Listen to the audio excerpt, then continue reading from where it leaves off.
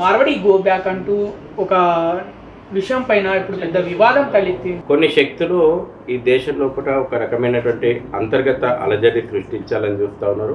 మహారాష్ట్ర లోపల మరాఠీ మాట్లాడలేదని చెప్పి హిందువులపైన దాడి చేశారు. మరి మహారాష్ట్ర లోపల ఉర్దూ మాట్లాడుతున్నటువంటి వాళ్ళు కనవలేదా వాళ్ళకు? కర్ణాటక లోపల కన్నడం మాట్లాడతలేరని చెప్పేసి దాడులు చేసిండ్రు. కర్ణాటక లోపల ఉర్దూ మాత్రమే మాట్లాడుతున్నటువంటి వాళ్ళు కనవలేదా?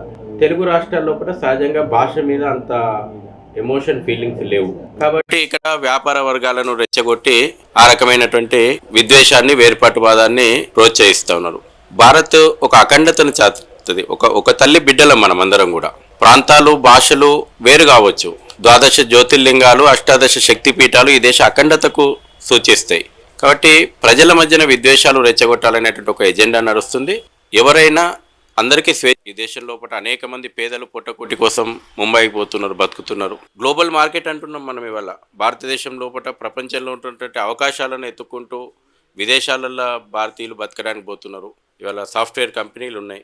మరి ఎక్కడి నుంచి వచ్చినాయి? హైటెక్ సిటీ దగ్గర నుంచి మొదలు పెట్టుకుంటే టెక్నికల్ మొత్తం వస్తున్నటువంటి కంపెనీలు మీరు రండి, పెట్టుబడులు పెట్టండి అని చెప్పి ఆ ప్రభుత్వాలు ఆహ్వానిస్తూ ఉన్నాయి. ఒక రకం భయానకమైనటువంటి వాతావరణం సృష్టించి ఒక బ్లాక్మెయిలింగ్ రాజకీయాలకు పాల్పడుతున్నటువంటి వాళ్ళ మీద కఠినమైనటువంటి చర్యలు తీసుకోవాల్సిన అవసరం ఉంది. మేము